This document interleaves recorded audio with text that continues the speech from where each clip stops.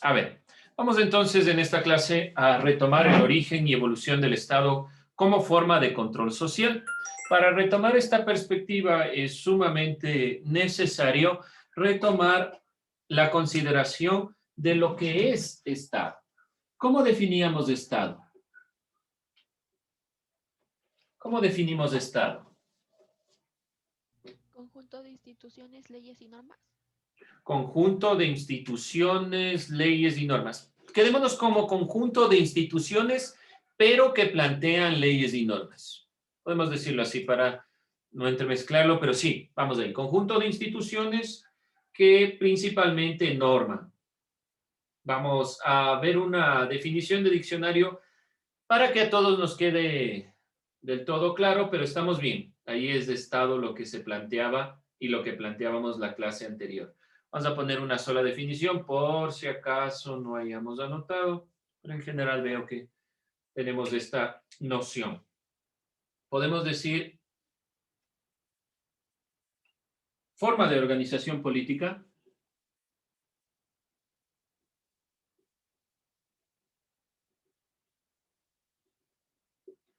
Forma de organización política.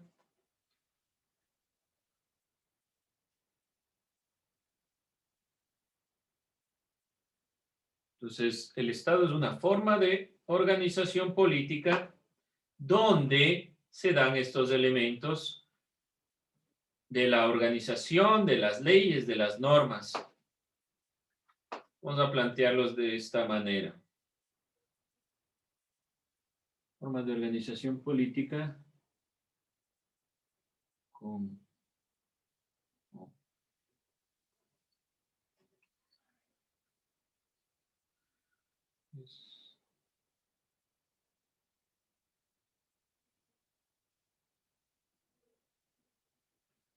organización política,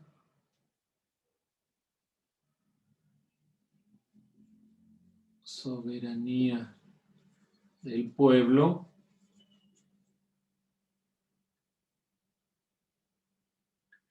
y órganos de gobierno propios. Aquí están los organismos de gobierno, quienes plantean las leyes, las normas. Bien, entonces una forma de organización política, esta forma de organización política principalmente es una organización política común para una comunidad social. Es decir, para un grupo de personas se conforma una organización política donde la soberanía del pueblo, generalmente la soberanía, está a cargo de estos organismos de gobierno. Yo le incluyo esto por consideración al Estado moderno. Sabemos que en los estados anteriores, sobre todo en un estado feudal, no había soberanía del pueblo, pero de todos modos es a lo que debemos alcanzar. Bien, bueno, eso en cuanto al Estado. Vimos el origen del Estado en diferentes partes. Primero, se origina en Mesopotamia.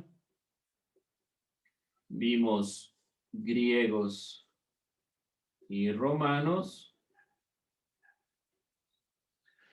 Y finalmente planteamos los estados feudales.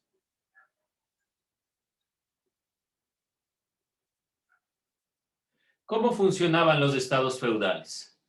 ¿Cómo funcionaba un estado feudal? ¿Cuál era el funcionamiento de un estado feudal?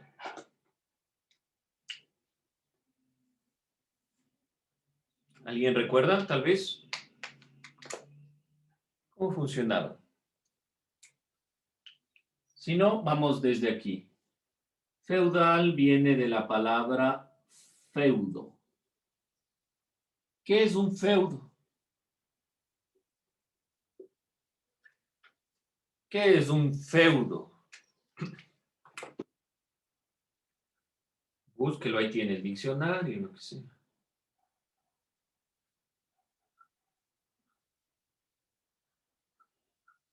Feudo, ¿qué es?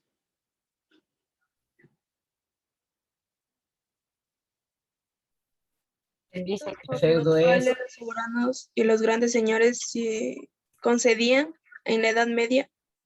A ver, contrato es un contrato entre los soberanos y los grandes señores que concedían las tierras a cuenta de la renta. Entonces es un contrato por el cual los soberanos y los grandes señores sacaban dinero de la renta. Ese es el sistema, o ese es un feudo. ¿Qué es el sistema feudal? El sistema feudal es aquel sistema que se fundamenta contrato de la tierra para ganar dinero a través de la renta.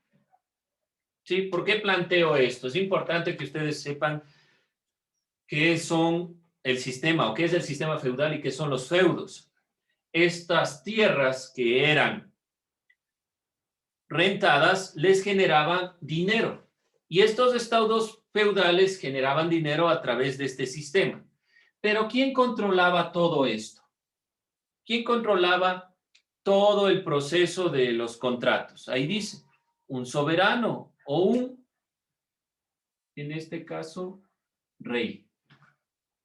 ¿Cómo funcionaban los estados feudales? El rey, que era el que tomaba todas las decisiones, su voluntad era la ley. Ley, voluntad del rey. Y como el rey era coronado por los papas, era prácticamente la voluntad de Dios. ¿Sí? A este estado se lo conoce como estado feudal y es un estado donde existe una única autoridad.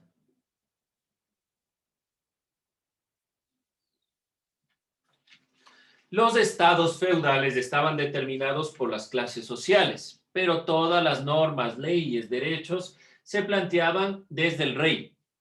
Por eso es que les decía yo, en el caso de la definición de estado, yo incluyo soberanía del pueblo tratando de hacer referencia a los estados modernos, porque en los estados feudales, como el feudo es su fundamento, es decir, la tierra está controlada por los soberanos, entonces todos los medios de producción, que es principalmente aquí la agricultura, la tierra y el comercio y todos estos elementos van a estar dominados por una sola persona. El rey va a delimitar todos estos elementos. Los estados feudales, entonces, nuevamente. El modelo de estado feudal, la voluntad del rey era la expresión de la voluntad de Dios. El rey era la máxima y única autoridad, apoyado por la clase poderosa, la nobleza, dueñas de las tierras, y la ley era la ley del rey. No había opinión del pueblo, el pueblo no podía organizarse. No podía. ¿Por qué razón? Porque todo el sistema económico estaba fundamentado en la tierra. ¿Sí? Toda la producción y toda la economía en la época era a base de la tierra. ¿Cuándo cambia esta perspectiva? Cuando la economía ya no se basa en la tierra, sino principalmente en el comercio. Y es lo que vamos a ver el día de hoy. Recuerden esto. Por eso les planteo lo de feudo, por eso les pregunto. Los estados feudales, el rey, la única autoridad y la ley es su voluntad. El feudo es un contrato de estos grandes señores, dueños de la tierra, que están aliados con el rey, que rentan para que se produzca, porque todo el sistema económico está fundamentado en la agricultura. Se mantiene este sistema hasta lo que vamos a ver el día de hoy. Dentro del mismo tema, vamos a ver el surgimiento del Estado moderno. El Estado moderno nace directamente por esta misma consideración, por esta misma relación. Aparece una nueva clase social.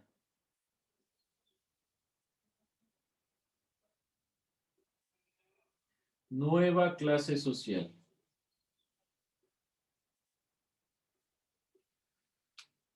La burguesía. ¿Qué es la burguesía? ¿Qué es la burguesía? ¿Quién es un burgués?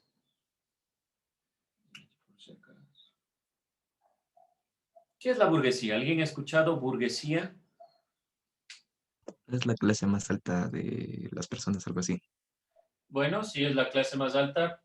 ¿Y quién conformaba al principio esta clase que en realidad posteriormente a la revolución, a las revoluciones y sobre todo la Revolución Francesa, va a conformarse como la clase social más alta? ¿Quiénes conformaban esta clase social?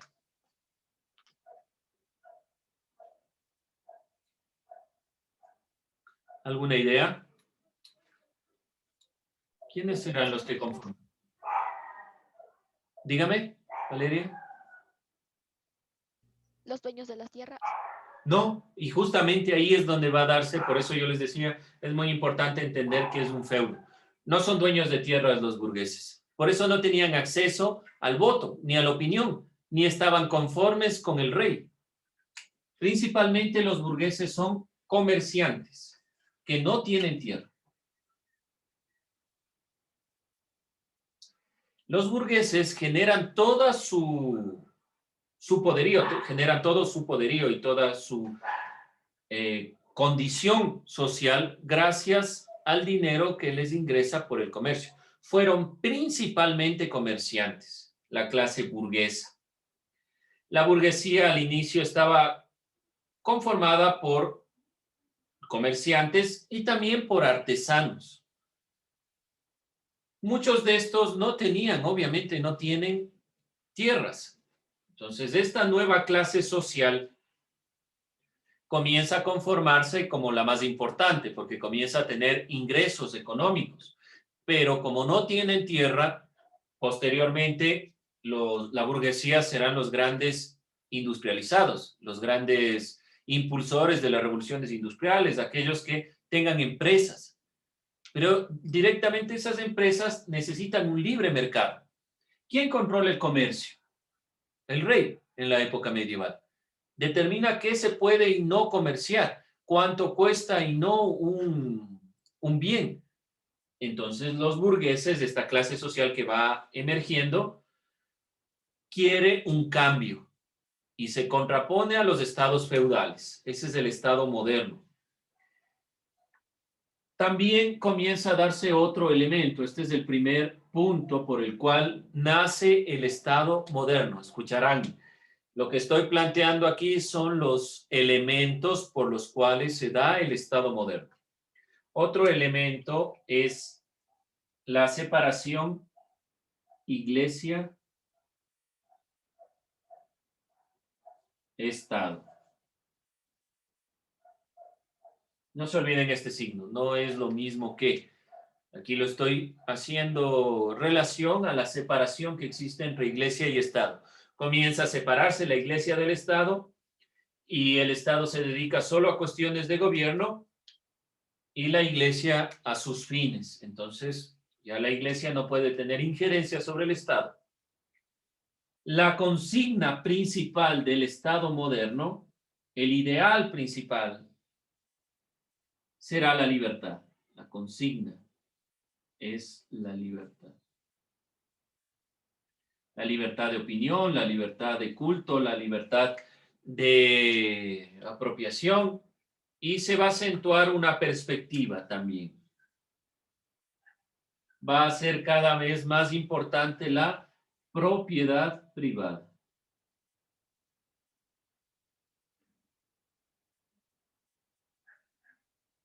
Antes del Estado moderno, en la época medieval, ¿a quién le pertenecían todas las tierras, todos los productos? Era al rey y a la nobleza en general, a los condes, a los duques, que eran en realidad nombrados por el propio rey. Desde el Estado moderno comienza a hablarse de propiedad privada. A ver, si esto es mío, no le pertenece a nadie más. Nadie más puede tener ganancias por mi comercio, por mi tierra, Porque si sabemos, todo comercio tenía que ir, pagar impuestos al rey. Entonces, bajo esta perspectiva es lo que se va formando un Estado moderno, con un cambio de perspectiva. A este Estado moderno también se lo conoce como Estado moderno o liberal, que fundamenta su criterio en la libertad del individuo. Recuerden que estuvimos viendo en filosofía algo de la época moderna. Estamos dentro, más o menos dentro de esa época del pensamiento moderno filosófico, también un poco dentro del Estado moderno en el ámbito de lo que se refiere propiamente a la ciudadanía. Así que uno de los ideales será la libertad del sujeto, del individuo. El sujeto toma las decisiones, no necesita que el rey ni que nadie más tome decisiones por sí mismo, perdón, por aquella persona. ¿Claro? ¿Ahí alguna idea, alguna duda, algo que no se entienda? ¿Inquietudes? Bien. La consigna es la libertad, implica pensar que los ciudadanos deben participar en las instancias de poder que controlan la sociedad. Esta consideración de la libertad no es solo la libertad sin más, sino que sobre todo es la perspectiva de que, pongámoslo así, de la participación, de que las personas participen del poder, de la política, de los organismos, de la sociedad. Esta clase, la burguesía, crece económicamente gracias a los procesos de conquista en América y África, al manejo del comercio internacional de mercancías, a la apertura de nuevos mercados, al desarrollo de la ciencia y la tecnología, que posibilita el crecimiento de las industrias. Entonces vamos a plantear estos elementos.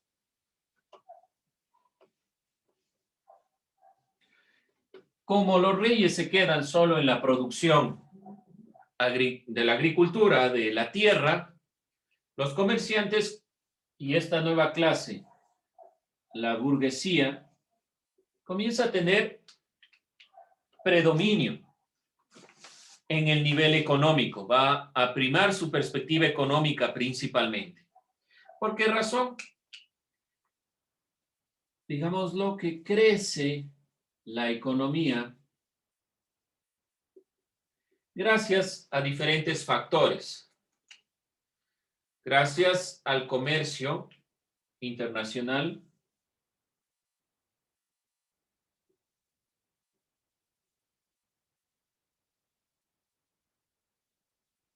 es decir, gracias a la perspectiva de poder comerciar libremente entre los países. Además, la apertura de nuevos mercados